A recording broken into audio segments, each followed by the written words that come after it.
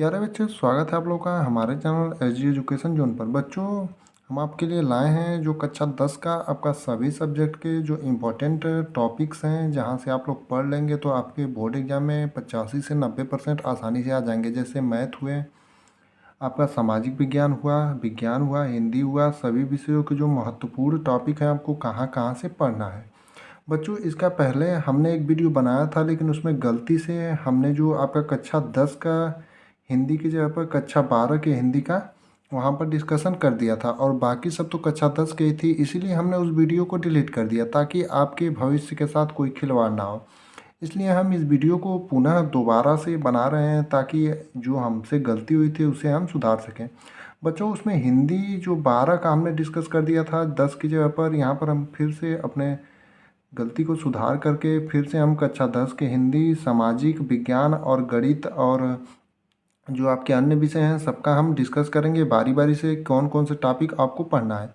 बच्चों, अगर ये वीडियो आपको अच्छा लगे तो इसे लाइक करें और चैनल को सब्सक्राइब करें और अपने दोस्तों के साथ शेयर करना ना भूलें। आइए देखते हैं आपके कौन कौन से इम्पोर्टेंट टॉपिक्स हैं जो कि आपको बोर्ड एग्ज़ाम 2025 में अच्छे मार्क्स लाने में सहायता कर सकते हैं। आपका खंड क जो है, गद्यांश पर आधारित प्रश्न आपके 6 नंबर के पूछे जाते हैं। यानी कक्षा 10 में आपको गद्यांश पर आधारित 6 नंबर के प्रश्न पूछे जाते हैं, जिसमें पहला आपको पढ़ना रहेगा मित्रता, दूसरा आप लोग पढ़ लेंगे ममता, और तीसरा भारतीय संस्कृति। यानी कि इन अगर 3 पाठों को आप लोग पढ़ लेते हैं अच्छे से तो आपका गद्यांश से जो भी क्वेश्चन बनते हैं आप लोग कर लेंगे, क्योंकि इन 3 पाठों में से ज़्यादातर क्वेश्चन आपके गद्यांश से बनते हैं। आपको 2 ऑप्शनल उसमें मिलेंगे अथवा करके, जिसमें से एक कोई ना कोई इन तीनों पाठों में का गद्यांश जरूर रहेगा। बच्चों, आप लोगों को इन 3 पाठ जो है मित्रता, ममता और भारतीय संस्कृति, इनको बहुत ही गौर से ध्यान देना है। दूसरा जो हमारा पूछेगा वो पद्यांश पर आधारित प्रश्न, यानी पद्य पर आधारित आपसे प्रश्न पूछ सकता है।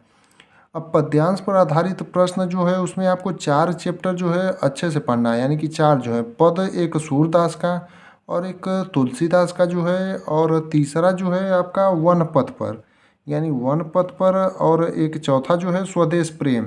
यानी ये जो 4 हैं, जैसे पहला हुआ पद सूरदास का, और दूसरा तुलसीदास का, और तीसरा वन पथ पर, और चौथा स्वदेश प्रेम। इन चारों को आप लोगों को गौर से पढ़ना रहेगा।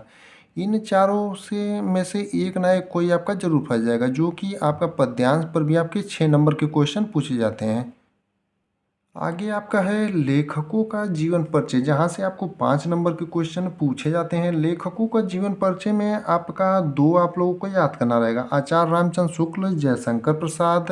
अगर आप याद कर लेते हैं तो कोई ना कोई एक तो जरूर आ जाएगा। अगर आपको कोई थोड़ा शंका है तो आप इसमें एक और अपने मन से बढ़ा करके 3 याद कर सकते हैं, जिसमें आपका जीवन परिचय जो महत्वपूर्ण है, हम आगे आपको आने वाले दिनों में उनको भी कराएंगे, कौन कौन से जीवन परिचय आपको याद करना है। बस यहाँ पर हम एक आपको ऐसा बता रहे हैं ढांचा, जिन जिन चैप्टरों से आप लोगों को विशेष अभी से ध्यान देते चलना है, उनके अलावा भी बाकी जो चैप्टर बचेंगे उन्हें भी पढ़ना है, उन्हें छोड़ना नहीं है, क्योंकि आपके पास अभी भरपूर समय है।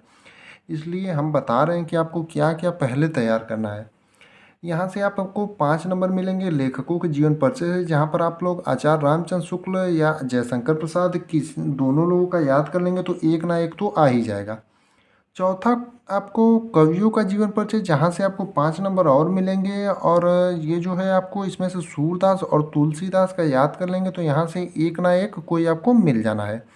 यानी अगर आप सूरदास और तुलसीदास में से दोनों लोगों का याद कर लेंगे तो कोई ना कोई एक मिल जाएगा। अगर आपको थोड़ा सा भी शंका हो तो आप लोग अपने मन से, अगर आप लोग इनको याद कर लेते हैं तो उसके बाद तीसरा चौथा भी आप लोग अपने मन से याद कर सकते हैं। लेकिन आप लोगों को पहले इन दोनों लोगों का, जितना हम बताएं आपको, उन दोनों लोगों का तैयार करना है। पांचवा जो आपका रहेगा वो खंड काव्य से आधारित, यानी 3 अंक आपको मिलेंगे। जैसे आपको ये जिला अनुसार रहेगा तो हम मुक्ति दूत के बारे में बता देते हैं। मुक्ति दूत आप लोग, अगर आपके जिले के अनुसार ये रहता है, आप लोग जिस जिले से संबंधित हों उस जिले का आप लोगों को खंड काव्य तैयार कर लेना है। और खंड क में एक हिंदी गद्य साहित्य का इतिहास पूछता है और हिंदी पद्य साहित्य का इतिहास, जिसके बारे में हम आपको उसमें से महत्वपूर्ण क्वेश्चन जो होंगे गद्य साहित्य और पद्य साहित्य के इतिहास से, उसका एक वीडियो बना करके आपको ज़रूर बता देंगे। इस तरह अगर आपको बताएंगे तो इसमें बहुत सारे क्वेश्चन होते हैं, आप नहीं समझ पाएंगे, इसलिए उनके बारे में अभी हमने डिस्कस नहीं किया इस वीडियो में।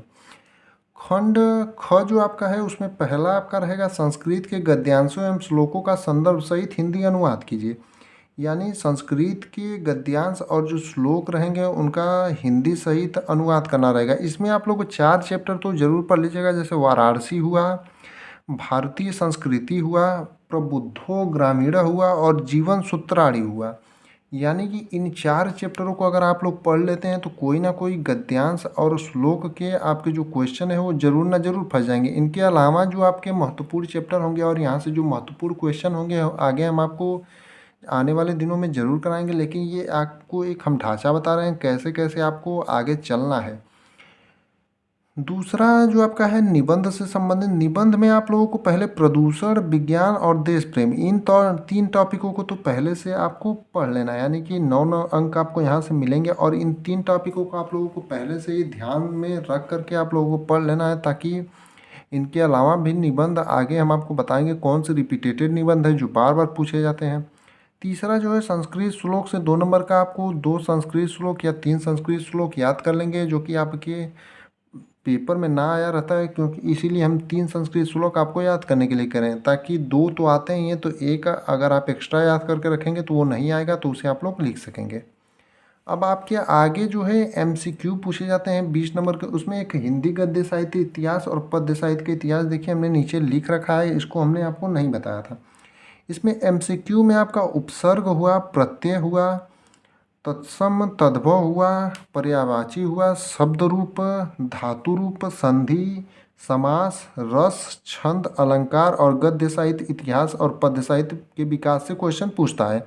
यानी कि 20 नंबर का आपका जो है इन सभी चीज़ों से पूछता है। इसका भी हम आप लोगों को बारी बारी से जो प्रीवियस ईयर रिपीटेड है और जो इम्पोर्टेंट इस बार बोर्ड के एग्ज़ाम 2025 में आपसे पूछे जाएंगे उनका हम सॉल्यूशन आपको ज़रूर कराएंगे।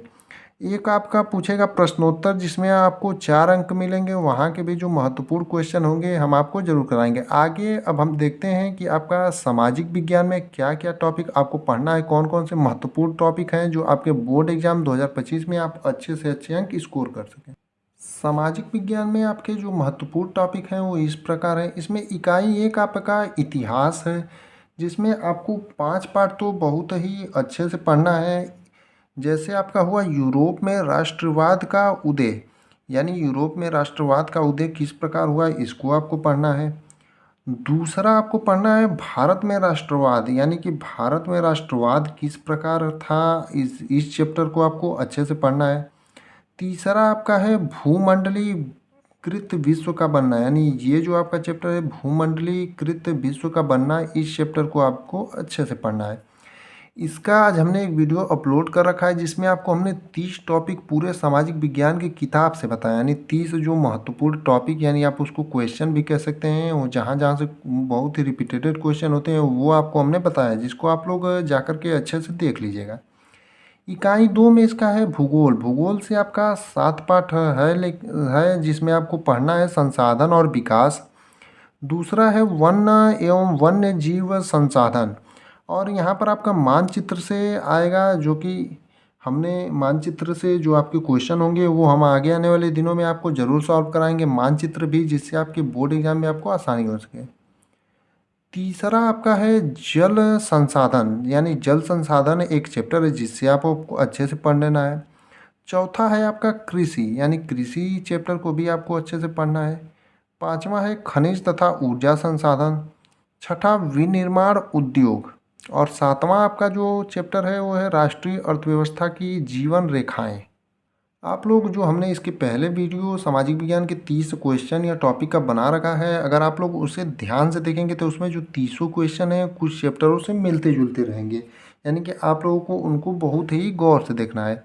इसमें तीसरा इकाई जो है आपका नागरिक शास्त्र, जिसमें पहला सत्ता की साझेदारी हुआ, दूसरा आपका संघवाद हुआ, और तीसरा जो होगा जाति धर्म एवं लैंगिक मसले, और चौथा लोकतंत्र के परिमाण। इकाई 4 जो आपका है वो अर्थशास्त्र से संबंधित है और इसमें 5 पार्ट हैं। पहला विकास हुआ आपका भारतीय अर्थव्यवस्था के क्षेत्रक, और तीसरा वैश्वीकरण और भारतीय अर्थव्यवस्था, और चौथा उपभोक्ता अधिकार। ये सामाजिक विज्ञान के हमने महत्वपूर्ण आपको अध्याय और टॉपिक्स बता दिए हैं जिनको आपको अच्छे से पहले गौर करना है, और इसमें एमसीक्यू क्वेश्चन और इनसे जो भी इम्पोर्टेंट क्वेश्चन होंगे उन्हें हम आपको ज़रूर बताएंगे। आगे देखते हैं विज्ञान में कौन कौन से महत्वपूर्ण टॉपिक हैं जो हम पढ़ करके अपने बोर्ड एग्जाम 2025 में अच्छे अंक ला सकते हैं।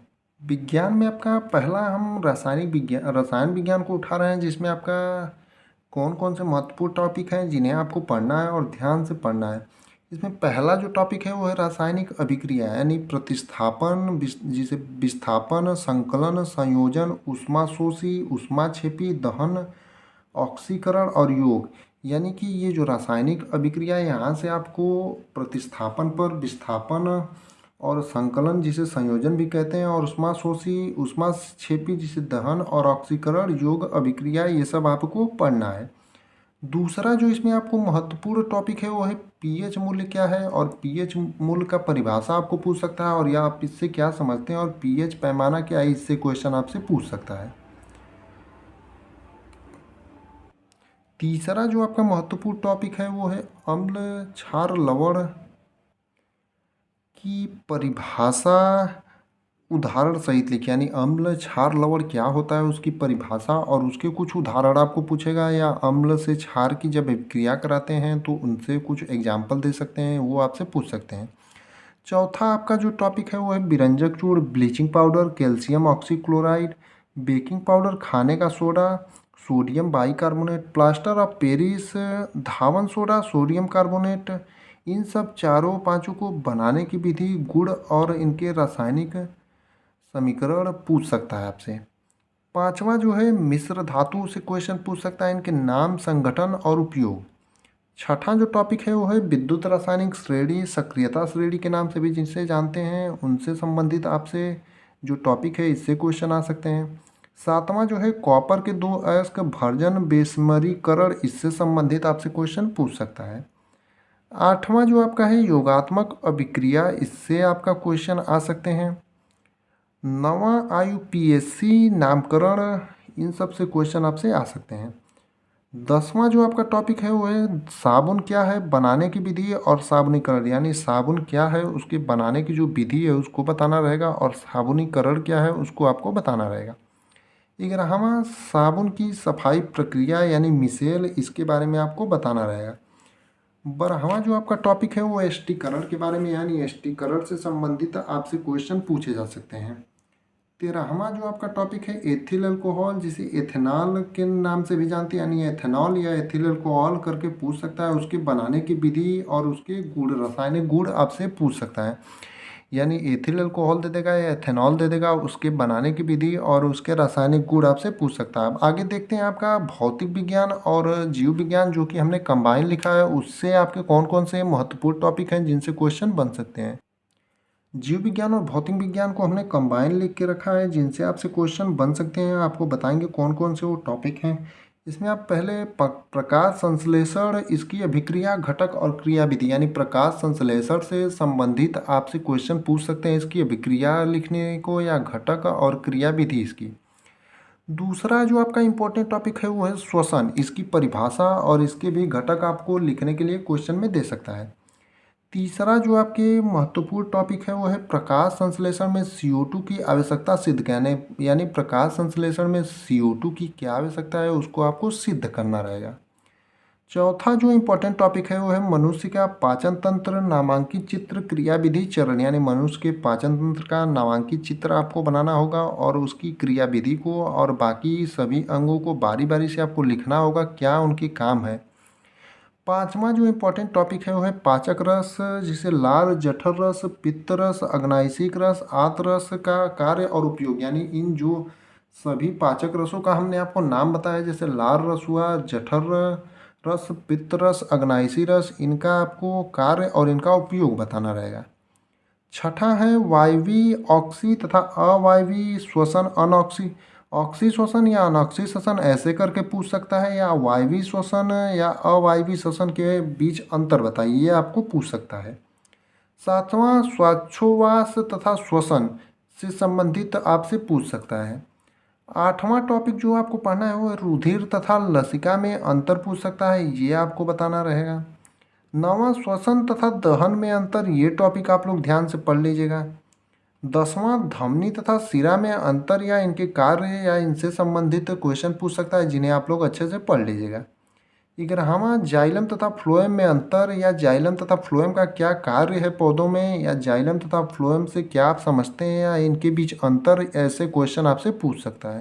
आगे आपका जो 12 नंबर है वो है पोषण, यानी पोषण से संबंधित आपसे क्वेश्चन पूछे जा सकते हैं। पोषण, उसके प्रकार और कुछ उदाहरण, ऐसे करके आपको क्वेश्चन इससे पूछे जा सकते हैं। 13वां जो आपका है टॉपिक वो है मानव वृक्क उत्सर्जन तंत्र का नामांकित चित्र और क्रियाविधि, यानी आपका 13वां जो क्वेश्चन है वो मानव वृक्क से उत्सर्जन तंत्र का नामांकित चित्र और क्रियाविधि संबंधित आपका पूछ सकता है। 14वां जो आपका इम्पॉर्टेंट टॉपिक है वो है वाष्पोत्सर्जन महत्व और उसके प्रकार, यानी वाष्पोत्सर्जन का महत्व क्या है और उसके प्रकार से संबंधित आपको क्वेश्चन पूछ सकता है। 15वां जो आपका टॉपिक है वो मानव हृदय की आंतरिक संरचना, क्रियाविधि, परिवहन, संवहन और रुधिर, इससे संबंधित आपका क्वेश्चन पूछ सकता है। 16वां आपका जो टॉपिक है वो है निषेचन, द्विनिषेचन और इसके प्रकार से संबंधित क्वेश्चन पूछे जा सकते हैं। 17वें टॉपिक में परागण, परपरागण और स्वपरागण से संबंधित आपसे क्वेश्चन पूछा जाएगा। इसे भी आप लोग ध्यान से देख लीजिएगा कि परपरागण, परागण में परपरागण और स्वपरागण क्या होता है। 18वां गर्भ निरोधन, परिवार नियोजन, स्थायी विधि, यानी गर्भ निरोधन और परिवार नियोजन जिसे के नाम से जानते हैं उसकी स्थायी विधि लिखिए। 19वां पुष्प का लैंगिक जनन की क्रियाविधि के बारे में आपसे पूछ सकता है। 20वां जनसंख्या नियंत्रण, विस्फोट जो है जनसंख्या विस्फोट इसको कहिए, हानियाँ, वृद्धि और दुष्प्रभाव है। जनसंख्या जो है उसकी हानियाँ, वृद्धि से क्या दुष्प्रभाव है, ये आपको पूछ सकता है। 21वां में जो है जीवन की उत्पत्ति, लैमार्क और डार्निवार्क का जो सिद्धांत है उससे संबंधित आपका क्वेश्चन पूछे जा सकते हैं। 22वां जो है लिंग गुणसूत्र या लिंग निर्धारण जो है उससे आपका क्वेश्चन पूछा जाएगा। आगे जो आपका है 23 नंबर में वो है मेंडल की आनुवंशिकता के नियम, जो कि मेंडल का प्रयोग था मटर पर किया गया था, उससे संबंधित आपके क्वेश्चन पूछे जाएंगे। 24वां जो है जीन प्रारूप, जिन्हें जीनोटाइप के नाम से जानते हैं, तथा लक्षण प्रारूप, जिन्हें फिनोटाइप के नाम से जानते हैं, इससे संबंधित क्वेश्चन पूछे जाएंगे। 25वां आनुवंशिकता है और आनुवंशिकता की खोज किसने किया था, इससे संबंधित आपके क्वेश्चन पूछे जाएंगे। आगे भौतिक विज्ञान में पूर्ण आंतरिक परावर्तन से संबंधित क्वेश्चन पूछे जाएंगे। 27 नंबर टॉपिक अवतल दर्पण के लिए यू भी और यप में संबंध से संबंधित क्वेश्चन पूछे जाएंगे। 28वां स्नेल का अपवर्तन का नियम क्या होता है, इससे आप क्या समझते हैं, इस प्रकार आपसे क्वेश्चन पूछे जा सकते हैं। 29 नंबर जो है उत्तल दर्पण में प्रतिबिंब का बनना, यानी उत्तल दर्पण अवतल दर्पण में प्रतिबिंब किस प्रकार बनता है, उससे आपसे संबंधित क्वेश्चन पूछे जा सकते हैं। 30वां जो आपका है वो है आंकिक प्रश्न, यानी आंकिक प्रश्न जो आपका 30 नंबर टॉपिक में है उसके सूत्र और वेरी इंपॉर्टेंट क्वेश्चन जो है हम आपको ज़रूर बताएंगे। आपका मैथ हुआ और जो इंग्लिश हुआ, इनके आपको हम डायरेक्ट क्वेश्चन बारी बारी से लिखवाएंगे, उनके टॉपिक का डिस्कशन नहीं कर रहे हैं। इसमें आपको जो भी क्वेश्चन हम बताएंगे उन्हें आप नोट करते चलिएगा। मैथ और इंग्लिश का हम डिस्कशन आगे आने वाले दिनों में ज़रूर करेंगे। आप लोग इसी चैनल को सब्सक्राइब करिएगा और बने रहिए।